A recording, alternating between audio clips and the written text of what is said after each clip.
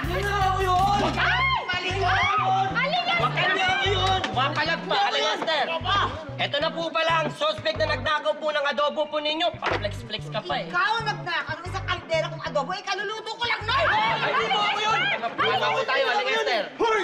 Kaya mo na! Hindi ako yun! Aling Esther, dadalhin na namin doon sa barangay hall. Sige, dali niyan, Dad! Malinod na lang kayo para doon sa formal na reklamo. Paniwala ko hindi ako magnanakaw! Teka, sandali! Oy! Bakit nyo inuuli yan? Hindi naman yun nagnakaw ng isang kalderong adobo eh. Ay, ngayon, hindi nga ako eh! Sandali rin! Teka lang din, ha? Kung hindi siya, eh sino? Ako! Ikaw? Ibig sabihin, sumusuko ka na dahil ikaw yung nagnakaw ng adobo? Hindi ako sumusuko. Ha? Kaya ako nandito para magreklamo.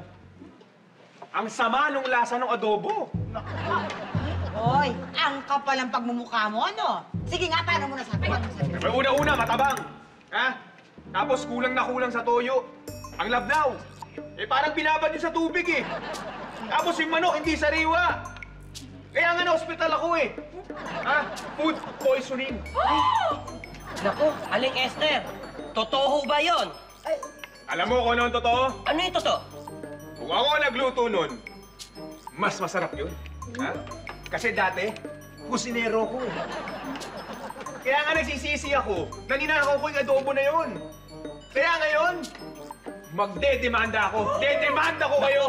Ay, naku, Aling Esther, paano po to? May nagdemandahin po sa inyo, kailangan po sumama po kayo sa amin sa barangay. Ay, naku. Sasabay Pare, pa. Ano mo na, pare? Sandali! Naku, ay! Sige na po. Hindi ako pwede sumama sa inyo, may niluluto pa ako! Ay, Ay, ate? Okay lang, ate. Mukhang mas may alam to eh. Simula ngayon ikaw na magluto, ha? Ano yun? Ingat ka, ate, ha? sige po, barangay.